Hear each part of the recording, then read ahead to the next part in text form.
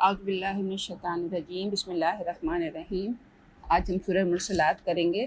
یہ بھی مکے میں نازل شدہ صورت ہے، اور جیسے کہ ہم پہلے بھی بتا چکے ہیں کہ مکے میں جتنی بھی صورتیں نازل ہوئی ہیں ان کے اندر احکامات نہیں آئے، بلکہ پہلے عقائد کو لوگوں کے اندر مضبوط کرنے کی کوشش کی گئی ہے، یعنی آخرت، توحید اور رسالت نا۔ اب یہ جو سورہ ہے، اس صورت کے اندر بھی اس صورت کا جو ٹاپک ہی دراصل قیامت اور آخرت کا اسبات ہے نا، اور پھر نتائج سے لوگوں کو خبردار کیا جا رہا ہے کہ جو لوگ اس بات کو نہیں مانیں گے تو ان کا کیا نتیجہ نکلے گا۔ اب یہ صورت اس طرح ڈیوائیڈڈ ہے کہ پہلی جو 7 آیات ہیں اس کے اندر اللہ تعالیٰ نے ہواؤں کے انتظام کو اس حقیقت پر گواہ قرار دیا ہے کہ قرآن اور محمد صلی اللہ علیہ وآلہ وسلم جس قیامت کے آنے کی خبر دے رہے ہیں وہ ضرور واقع ہوگی۔ پھر اہل مکہ آیت نمبر 7 سے 12 تک، جب جیسے اہل مکہ سے آیت نمبر 8 سے 15 تک، اہل مکہ جیسے بار بار یہ کہا کرتے تھے رسول اللہ سے کبھی کہ آپ جو بار بار کہہ رہے ہیں کہ عذاب آئے گا تو آپ وہ عذاب لے کر کیوں نہیں آ جاتے؟ تو آیت نمبر 8 سے 15 تک اللہ تعالیٰ یہ کہہ رہا ہے کہ یہ اللہ اپنا عذاب جو ہے کسی مسخرے کے کہنے پر نہیں لے آتا، بلکہ اللہ تعالیٰ نے اپنے ہر کام کا دنیا کے اندر ایک منصوبہ بنا رکھا ہے، اسی حساب سے اللہ تعالیٰ کام کر رہا ہوتا ہے۔ اور پھر آیت نمبر 16 سے لے کر 28 تک مسلسل قیامت کے اور آخرت کے وقوع یعنی ہونے کے بارے میں اللہ تعالیٰ نے دلائل دیے ہیں، یعنی ان سورات میں نا اللہ تعالیٰ نے دراصل دلائل سے یہ بات ثابت کی ہے کہ قیامت، آخرت، یہ سب کچھ ضرور واقع ہوں گی۔ اور جب یہ آخرت کا عقیدہ انسان کے دماغ کے اندر جتنا مضبوط ہوتا ہے، جتنا کلیئر ہوتا ہے، اتنا ہی انسان پھر اپنے اعمال کے اندر بھی صحیح رہتا ہے نا۔ اور یہاں اللہ تعالیٰ نے پھر یہی بتایا ہے کہ اس کو ہم اسٹارٹ کرتے ہیں سورت کو۔ اچھا، پھر اس کے بعد آیت نمبر 28 سے 40 تک آخرت کے جو منکرین تھے، اور 41 سے 45 تک ان لوگوں کا انجام بیان کیا گیا ہے جنہوں نے کہ اس پر ایمان لا کر دنیا میں اپنی عاقبت سنوارنے کی کوشش کی، اور عقائد و افکار، اخلاق و اعمال اور سیرت و کردار کی ان برائیوں سے اجتناب کیا ہے جو چاہے آدمی کی دنیا بناتی ہوں مگر اس کی آخرت خراب کر دینے والی ہوں۔ اب یہ اللہ تعالیٰ ہواؤں کی قسم کھا کر یہ آیات شروع ہوتی ہیں، والمرسلاتی عرفا فالعاصفاتی عصفا والناشراتی نشرا۔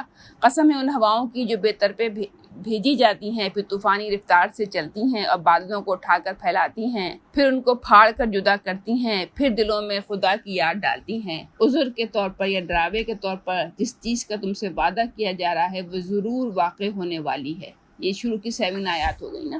اب آخرت کا ذکر ہو رہا ہے، یہ ہے نا، فَإِذَا النُّجُومُ طُمِسَتْ وَإِذَا السَّمَاءُ فُرِجَتْ۔ پھر جب ستارے مان پڑ جائیں گے اور آسمان پھاڑ دیا جائے گا، یعنی ابھی تو ہمیں آسمان نظر آتا ہے نا، اس سائڈ ایک چھت کی طرح ہمارے اوپر تنا ہوا ہے، لیکن قیامت کے دن یہ آسمان پھٹ جائے گا اور پہاڑ دھلک ڈالے جائیں گے اور رسولوں کی حاضری کا وقت آ پہنچے گا۔ اس روز وہ چیز واقع ہو جائے گی کس روز کے لیے یہ کام اٹھا رکھا گیا ہے، فیصلے کے روز کے لیے، اور تمہیں کیا خبر کہ وہ فیصلے کا دن کیا ہے، تباہی ہے اس دن جھٹلانے والوں کے لیے۔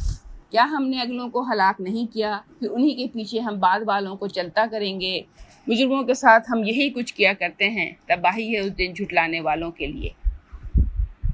پھر اللہ تعالیٰ اگلی آیات میں خود انسان کی وجود سے دلائل دے رہا ہے کہ جس طرح ہم تمہیں ایک حقیر سے ذرے سے، مطلب ایک عورت اور مرد کے سیمن اور ایگ کے ملاپ سے ایک بندہ انسان وجود میں آتا ہے، تو کیسے یہ ناممکن ہے کہ اللہ تعالیٰ اسی انسان کو دوبارہ نہ پیدا کر دینا، کیونکہ کوئی بھی انسان مرنے کے بعد غائب تو نہیں ہوتا نا، تو مرنے کے بعد اس کی ہڈیاں بھی ظاہر بھربری ہو کے اسی زمین کے اندر مل جاتی ہیں۔ تو اللہ تعالیٰ کے لیے تو یہ بات بالکل بھی ناممکن نہیں ہے کہ دوبارہ بھی اسی انسان کے تمام ذرات کو جمع کر کے پھر دوبارہ انسان بنا دے۔ تو یہاں پھر یہی بات شروع ہو رہی ہے، کیا ہم نے ایک حقیر پانی سے تمہیں پیدا نہیں کیا اور ایک مقررہ مدت تک اسے ایک محفوظ جگہ ٹھہرائے رکھا؟ تو دیکھو ہم اس پر قادر تھے، بس ہم بہت اچھی قدرت رکھنے والے ہیں، تباہی ہے اس روز جھٹلانے والوں کے لیے۔ کیا ہم نے زمین کو سمیٹ کر رکھنے والی نہیں بنایا، زندوں کے لیے بھی اور مردوں کے لیے بھی، اور اس میں بلند و بالا پہاڑ جمائے۔ اب دیکھیں یہ پہاڑ اس وقت تو زمین کے اوپر جمے ہوئے ہیں، لیکن دوسری جگہوں پہ آتا ہے، جیسے سورہ قاریہ میں آتا ہے نا، اس دن یہ پہاڑ بھی اپنی زمین سے اکھڑ جائیں گے اور ہوا میں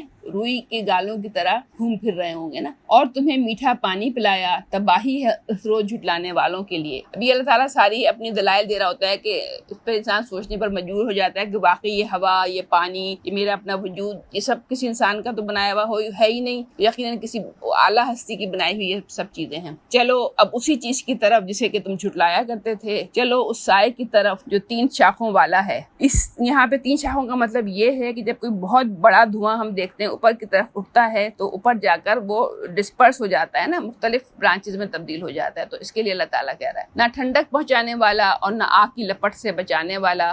وہ آگ محل جیسی بڑی بڑی چنگاریاں پھینکے گی جو اچھلتی ہوئی یوں محسوس ہوں گی گویا کہ وہ زرد اونٹ ہیں. تباہی ہے اس روز جھٹلانے والوں کے لیے. یہ وہ دن ہے جس میں وہ کچھ نہ بولیں گے اور نہ انہیں موقع ہی دیا جائے گا کہ کوئی عذر پیش کریں. تباہی ہے اس دن جھٹلانے والوں کے لیے. اب دیکھیں بار بار اللہ تعالیٰ یہاں پہ کہہ رہا ہے کہ جو لوگ آج دنیا میں ان چیزوں کو، آخرت کو جھٹلا رہے ہیں. جھٹلانا جو انسان کا قولی بھی ہوتا ہے اور عملی بھی ہوتا ہے. یعنی ہم مسلمان جو ہے بہت سے عملی طور پر اس چیز کو جھٹلا رہے ہوتے ہیں. ہمارے ایکشن سے پتہ چل رہا ہوتا ہے کہ ہمیں اس چیز پر کوئی یقین زیادہ نہیں ہے کہ آخرت میں ہمیں کچھ اللہ تعالیٰ کچھ کہے گا بھی اور سیدھا ہمیں صرف جنت میں پہنچا دے گا. لیکن یہ سورات اس لیے ہوتی ہیں کہ ہمارا عقیدہ آخرت پختہ ہو، مضبوط ہو اور ہم اس کے لیے اور لپک کر اپنی جنت کے لیے تیاری کرنے والے ہیں.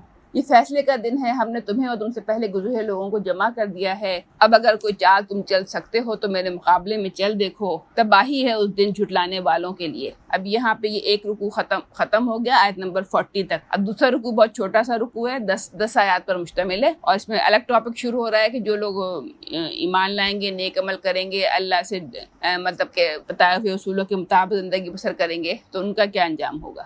متقی لوگ آسایوں اور چشموں میں ہیں، جو پھل وہ چاہیں ان کے لیے حاضر ہیں.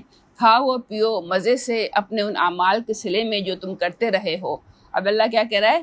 وہاں پہ صرف آپ کے ایکشنز ہی کام آ رہے ہوں گے. ہم نیک لوگوں کو ایسی ہی جزا دیتے ہیں. تباہی ہے اس روز جھٹلانے والوں کے لیے. کھا لو اور مزے کر لو تھوڑے دن، حقیقت میں تم لوگ مجرم ہو. تباہی ہے اس روز جھٹلانے والوں کے لیے جب ان سے کہا جاتا ہے کہ اللہ کے آگے جھکو تو نہیں جھکتے. تباہی ہے اس روز جھٹلانے والوں کے لیے. اب اس قرآن کے بعد اور کون سا کلام ایسا ہو سکتا ہے جس پر کہ یہ ایمان لائیں. صدق اللہ العظیم.